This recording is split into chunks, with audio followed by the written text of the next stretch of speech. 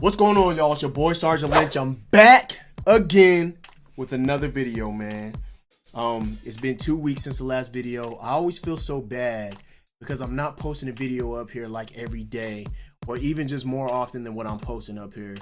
I feel like it's been longer, but it really hasn't. It's only been 2 weeks. That's not that bad, right? I've been really busy these last 2 weeks, man. I've been in this Common Facilitator Development Instruction course. It's called Siftig, right? So Siftig is a course that is another course that you have to take so that you can be qualified to be an instructor.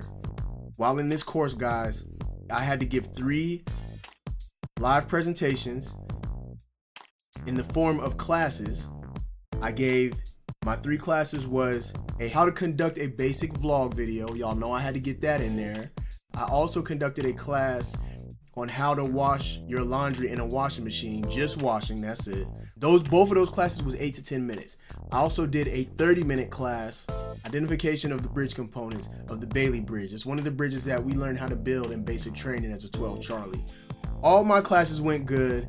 The only thing about my classes, y'all, is when I get up in front of people, I always have this notion that people are getting bored. I did notice at the end of my 30-minute class, people kind of started yawning and getting a little bit antsy a little bit, but it was okay because I was just done. But ultimately, you know, nothing but great feedback from all of my battle buddies who did say something to me for every one of my classes. You know, I gotta stay motivated. I'm a little animated, but I just try to keep the energy high while in the class. I can remember right off the bat 2 different type of teaching styles or instructing styles. I learned about different learning styles. This last 2 weeks has been very knowledgeful, eventful, pretty good stuff. And by the way, I think the screen's gonna get a little dark when I show, but I have my certificate of training. I have successfully completed the Common Faculty Development Instructor course, aka Siftig, right? So yeah, I am now certified to be an instructor and to actually log my hours of instructing. Well, there's a couple things that I still have to do before that. A couple more evaluations I have to do before that. Then I can start logging my hours and we can see what's gonna happen from there. So I'm gonna get into the real reason why y'all came here to this video, right? Of course, y'all seen the title, the promotion list and the order of merit numbers for E6s that are trying to become E7s in the Army has come out in the last 2 days. Yesterday, the list came out for the fully qualified and the most qualified. It's just a list of names of everybody who is now promotable, and I probably shouldn't even quote because it actually is. They're actually promotable to be E7. The list came out to show everybody who's eligible. For some weird reason in my MOS, there was nobody that was most qualified. Everybody that's on there is fully qualified, but nobody in my MOS was most qualified. A couple things I did notice also, there's still people on the list that got promoted last month. So the reason why what happened with that was those people submitted their paperwork for this year's board, this fiscal year and later's board, but they were already on the last list.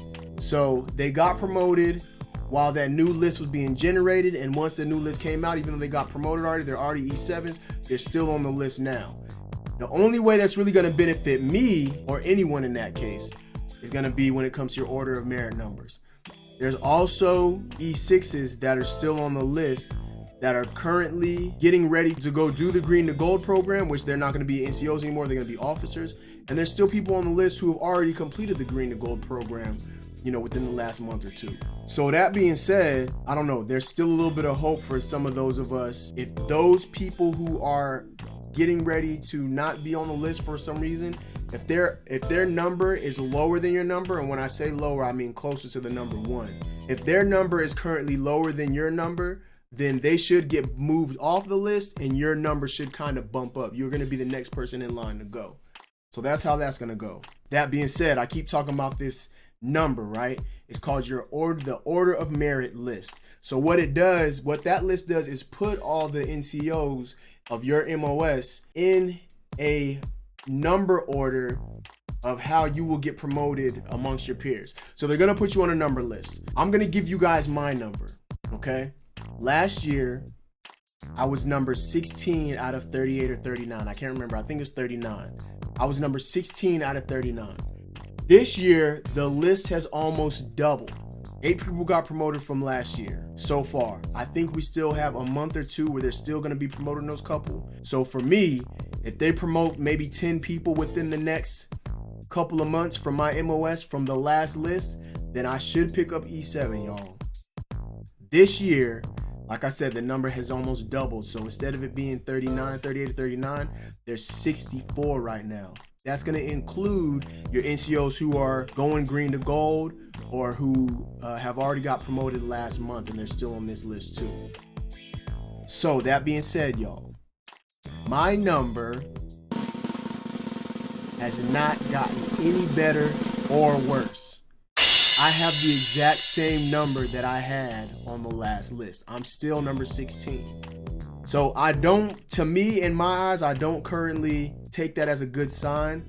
All it means is I didn't really do any better or worse to get a better number. It's kind of good a little bit if you want to consider like your top 10%. I'm actually in the top 30%. If there's 60, there's 64. If there's 60, that's in line to get promoted.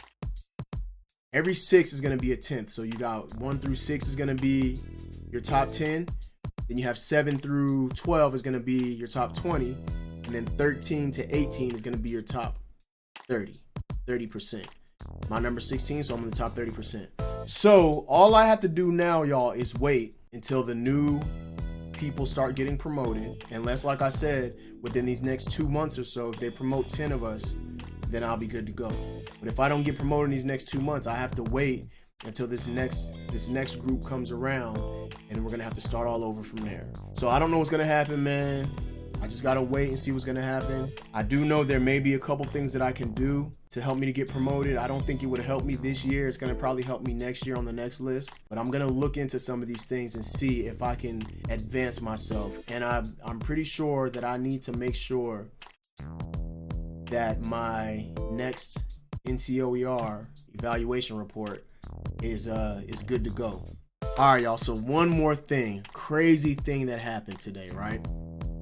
One of my soldiers back when I just became an E6, she was like an E4, E5. I ran into her today. Now, when I ran into her, y'all, she has now been promoted to an E7. She made E7 before I did, but I made E6 before she even made E5. So it's kind of a good thing if you look at it. You can look at it as a positive thing that you had some kind of impact. If you led this soldier at some point in time, you had a little bit of impact to them getting promoted. The thing that sucks though, man, you got to think about it. Now your soldier has passed you, and a lot of people would say that it doesn't suck. If you can get your soldier to get promoted before you, then you did something right. Now, I haven't been leading this soldier in years, so I mean, I don't really consider myself that has really done anything to help her get promoted. I just know she worked for me for a little while, and while she worked for me, I tried to give her as much guidance as possible, just keep it moving like that. So, but I was telling the battle buddy today, man, it really is a hard pill to swallow when you see one of your soldiers, or just a soldier in general, that was lower ranked than you, and now they outrank you, man. It's a tough thing to deal with. Is there any of y'all out there, man, who feels the same way? You've had a soldier that is lower ranked than you at one point, and now they outrank you. And I don't even want to include officers. That doesn't count, because that's something totally different. But if you're a non-commissioned officer right now, and you had a soldier at one point lower ranked than you, and they outrank you now, how do you feel about that, man? Y'all put them comments down there in the comment section below. I'm gonna go ahead and end this video. Thank y'all so much for coming through. It's your boy Sergeant Lynch. Y'all stay focused and motivated. I'm gonna keep it moving, do what I gotta do. Y'all keep it moving, doing what y'all gotta do, man. Deuces. I'ma holla at y'all. We out.